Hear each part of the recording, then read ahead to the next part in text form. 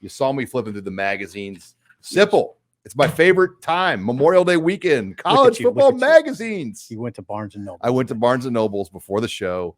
Got a Lindy's. Got an Athlon. Luke Reimer on the cover and Anthony Grant. Hey, I called that. So Anthony Grant. We got a split Athlon cover. Who'd they go with here? The tight end from Minnesota, Brevin Spann. Yeah. Ford. Cooper DeJean, corner from Iowa, and Braylon Allen. So that's your split Big Ten cover. And then you had the Nebraska cover here with Luke Reimer on Lindy's. So okay.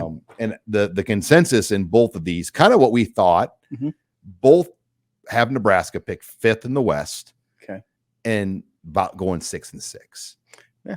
About what plain chalk.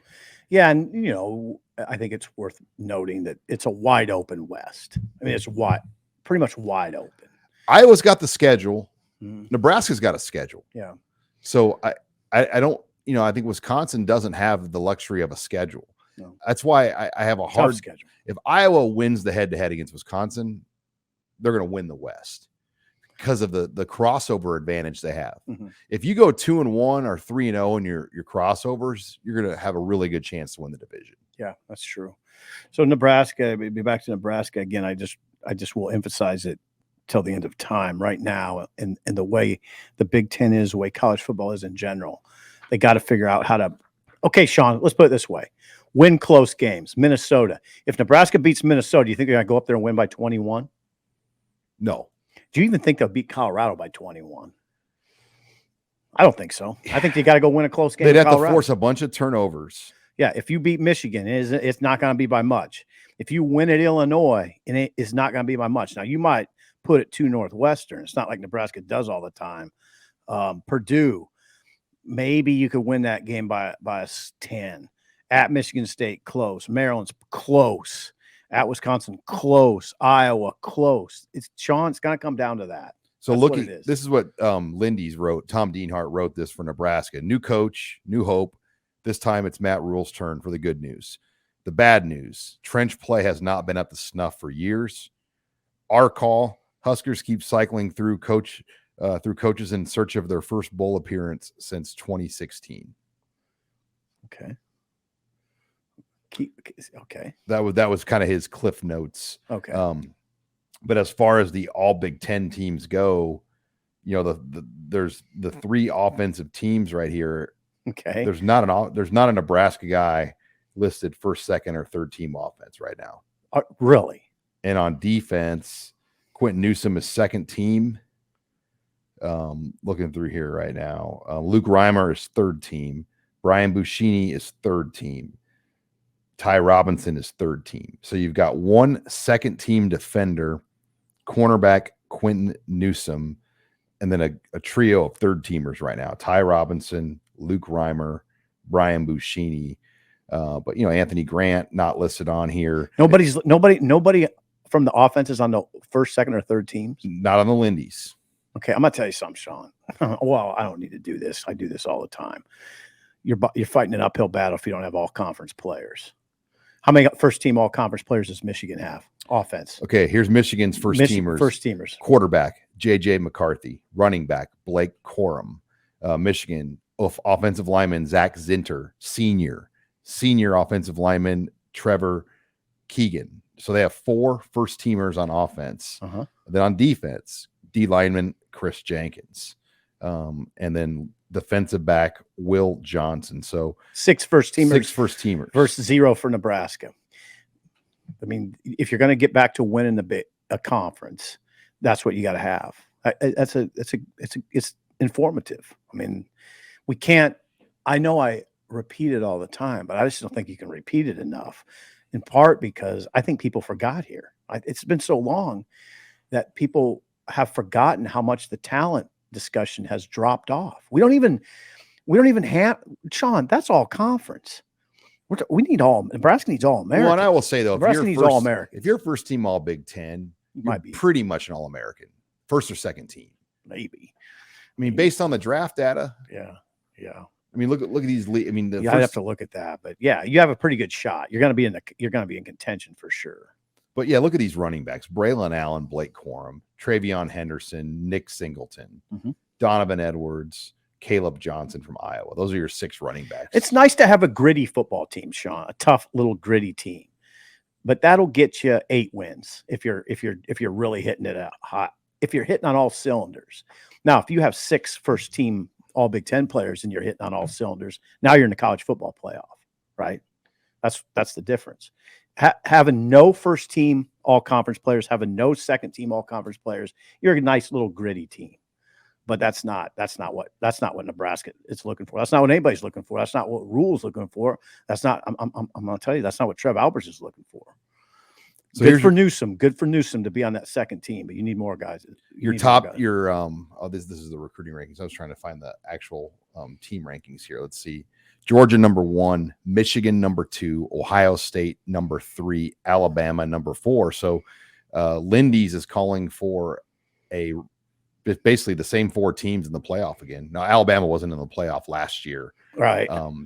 But, Georgia, Michigan, Ohio State was. LSU, they're calling as a playoff team. Florida State 6. Okay. Washington 7. Okay. Yeah. Penn State 8. Got to put Penn State in there. Texas 9. Wow. That's high. Sark's never won more than 9. USC 10. Clemson 11. Notre Dame 12. Tennessee 13. K-State 14. So they could make Utah's 15, TCU 16, Oregon State 17, Oregon 18, Wisconsin 19. So 20. You got Wisconsin is the only Big Ten West. Iowa's 22, excuse me. So it's really Iowa, Wisconsin, your 2 ranked teams in this poll. Ole Miss 20, Oklahoma 21, Iowa 22, UTSA 23. That's going to be a sexy pick to get that one New Year's 6, non group or non-Power 5 bid. South Carolina, then Tulane is 25. Okay. So, all right, let's close it out in this final 5th headline as we continue. Let's talk some recruiting. Oh, yes. News and notes. Staff is off the road. They're done. They used their 168 days over the spring, which equates to about 17 days per assistant coach. They maximized it. EJ Barthol was back at Mater Dei High School again yesterday to check out on Brandon Baker, Nate Frazier. But I think now the focus is that first weekend of June. Yes. Nebraska, we have 8 official visitors coming in already. Mm-hmm. I've heard it's actually as many as 9. But that will be kind of the first big weekend here for Nebraska, the June 2nd weekend. June 16th, they've got 3 coming in. But then on June 23rd, we've already got 14 official visitors on that list. So Nebraska is going to use roughly half of their allotted official visits over the month of June. And then look at that first weekend, 5 guys from Texas in that first weekend. That's one thing to look at. 5 guys from the state of Texas. Also, you have the quarterback in here, Kamari McClellan. From I don't know if he's coming. We'll find.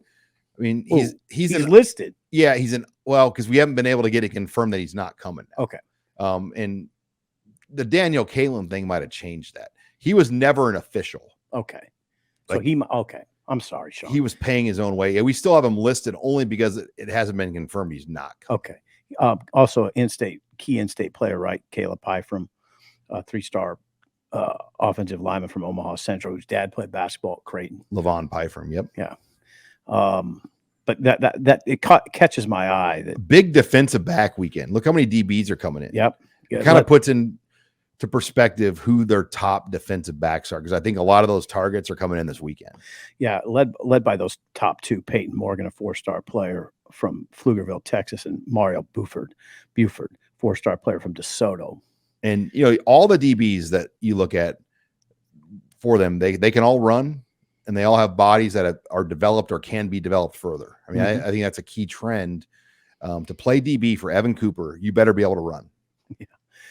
Play DB for about anybody, especially at this level of football. But yeah, so there you go, Sean. It's on. I mean, it's going to be an interesting June at the stadium. And those camps will start up when? I believe Sunday. So June 4th is the first one. because coaches are working now. Yeah. And so when here's how it's going to work. The recruits will leave Sunday morning. They're going to run a camp Sunday afternoon. Oh boy. And then they're going to run a camp. I want to say not Monday, because then Matt Rule, then they're going to go do satellite camps on Monday, Tuesday. And they're going to come back to Lincoln and do more camps. Okay. So it's going to be a busy opening week of June for Nebraska, as the coaches will get the weekend off, catch their breath, but they're back at it. Okay. All right. And hey, Sipple, don't steal my magazines. Yeah, I think I'm just gonna go buy one. I'm gonna buy that Lindy's. I might steal your Athlon. A year ago, when we technically weren't working together, you took my you marked them all up with all your scribbles and notes. So don't steal my magazines this year. Did I do that? Yes. Are you sure it was me? Oh yeah. It became like your little cookbook. I mean, you were writing recipes in there and everything. But have a good Memorial Day weekend, Sip. Yeah, you too. This was fun, Sean.